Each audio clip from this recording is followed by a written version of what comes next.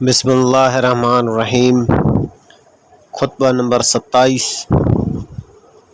امام علی علیہ السلام فرماتے ہیں، جہاد جنت کے دروازوں میں سے ایک دروازہ ہے جسے اللہ نے اپنے خاص دوستوں کے لیے کھولا ہے۔ یہ پرہیزگاری کا لباس اللہ کی محکم زرہ اور مضبوط سپر ہے، جو اس سے پہلو بچاتے ہوئے اسے چھوڑ دیتا ہے، خدا اسے ذلت و خواری کا لباس پہنا اور مصیبت و ابتلا کی روا اوڑھا دیتا ہے، اور ذلتوں اور خواریوں کے ساتھ ٹھکرا دیا جاتا ہے، اور مدہوشی و غفلت کا پردہ اس کے دل پر چھا جاتا ہے، اور جہاد کو ضائع و برباد کرنے سے حق اس کے ہاتھ سے لیا جاتا ہے۔ میں نے اس قوم سے لوٹنے کے لیے رات بھی اور دن بھی، اعلانیہ بھی اور پوشیدہ بھی تمہیں پکارا اور للکارا،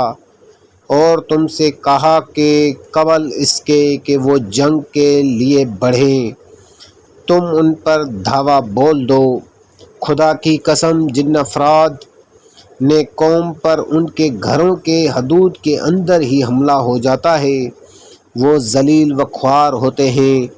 لیکن تم نے جہاد کو دوسروں پر ٹال دیا اور دوسروں کی مدد سے پہلو بچانے لگے، یہاں تک کہ تم پر غارت گریاں ہوئیں اور تمہارے شہروں پر زبردستی قبضہ کر لیا گیا۔ اسی بنی غامد کے آدمی سفیان ابن عوف ہی کو دیکھ لو کہ اس کی فوج کے سوار شہر انبار کے اندر پہنچ گئے اور حسان ابن حسان بکری کو قتل کر دیا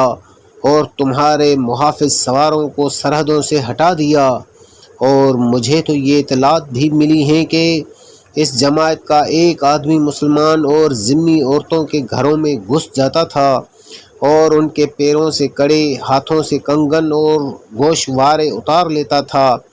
اور ان کے پاس اس سے حفاظت کا کوئی ذریعہ نظر نہ آتا تھا سوائے اس کے کہ انا للہ و انا الیہ راجعون کہتے ہوئے صبر سے کام لیں یا خوشامدیں کر کے اس سے رحم کی التجا کریں۔ وہ لدھے پھندے ہوئے پلٹ گئے، نہ کسی کو زخم آیا نہ کسی کا خون بہا۔ اب اگر کوئی مسلمان ان سانحات کے بعد رنج و ملال سے مر جائے تو اسے ملامت نہیں کی جا سکتی، بلکہ میرے نزدیک ایسا ہی ہونا چاہیے۔ العجم ثم العجم، خدا کی قسم، ان لوگوں کا باطل پر ایکا کر لینا اور تمہاری جمعیت کا حق سے منتشر ہو جانا دل کو مردہ کر دینا ہے اور رنج و اندوہ بڑھا دیتا ہے۔ تمہارا برا ہو، تم غم و حزن میں مبتلا رہو، تم تو تیروں کا از خود نشانہ بنے ہوئے ہو، تمہیں ہلاک و تاراج کیا جا رہا ہے، مگر تمہارے قدم جمے ہوئے ہیں اور تم جنگ سے جی چراتے ہو، اللہ کی نافرمانیاں ہو رہی ہیں اور تم راضی ہو رہے ہو۔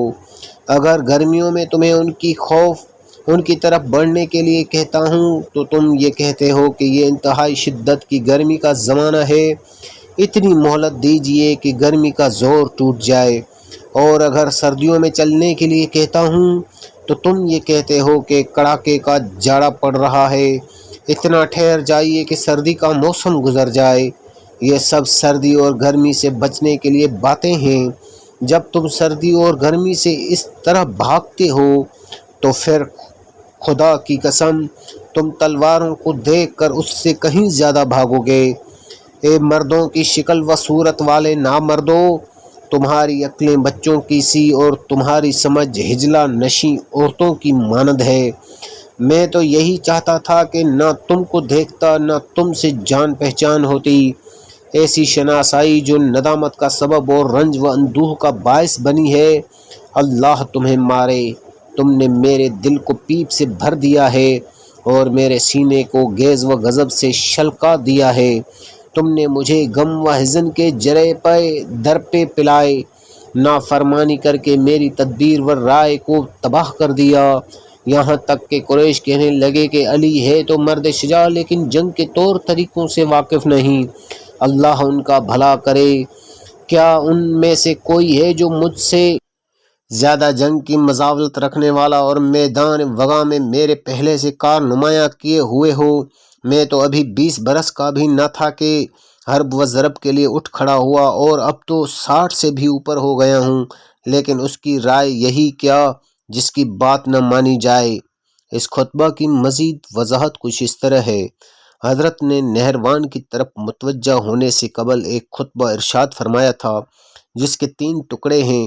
پہلے ٹکڑے سے بعثت سے قبل جو عرب کی حالت تھی اس کا تذکرہ فرمایا ہے، اور دوسرے حصے میں رسول صلی اللہ علیہ وآلہ وسلم کی رحلت کے بعد جن حالات نے آپ کو گوشہ عزلت میں بیٹھنے پر مجبور کر دیا تھا ان کی طرف اشارہ کیا ہے، اور تیسرے حصے میں معاویہ اور عمرو بن عاص کے درمیان جو قول و قرار ہوا تھا اس کا ذکر کیا ہے۔ اس باہمی معاہدہ کی صورت یہ تھی کہ جب امیر المومنین نے جریر ابن عبداللہ بجلی کو بیعت لینے کے لیے معاویہ کے پاس روانہ کیا تو اس نے جریر کو جواب دینے کے بہانے روک لیا، اور اس دوران میں اہل شام کو ٹٹولنا شروع کیا کہ وہ کہاں تک اس کا ساتھ دے سکتے ہیں۔ چنانچہ جب ان کو خون عثمان کے انتقام پر ابھار کر اپنا ہم نوا بنا لیا تو اپنے بھائی عتبہ ابن ابی سفیان سے مشورہ کیا۔ اس نے رائے دی کہ اگر اس کام میں عمرو ابن عاص کو ساتھ لیا جائے تو وہ اپنی سوجھ بوجھ سے بہت سی مشکلوں کو آسان کر سکتا ہے، لیکن وہ یوں ہی تمہارے اقتدار کی بنیادوں کو مستحکم کرنے کے لیے آمادہ نہیں ہوگا جب تک کہ اس کی منہ مانگی قیمت حاصل نہ کرے گا۔ اگر تم اس کے لیے تیار ہو تو وہ تمہارے لیے بہترین مشیر و معاون ثابت ہوگا۔ معاویہ نے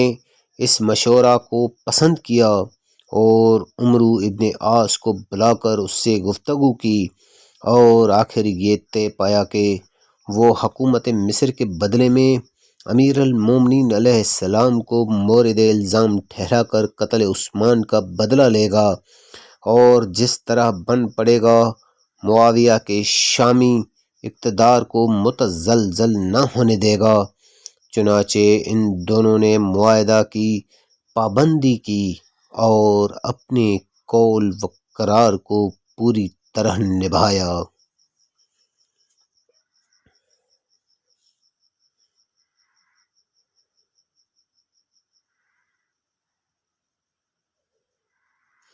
مزید معلومات کے لیے ملاحظہ کریں نہج البلاغہ، جس کے مؤلف ہیں محدث کبیر علامہ سید رضی شریف، مترجم قائد ملت جعفریہ حضرت علامہ مفتی جعفر حسین مرحوم۔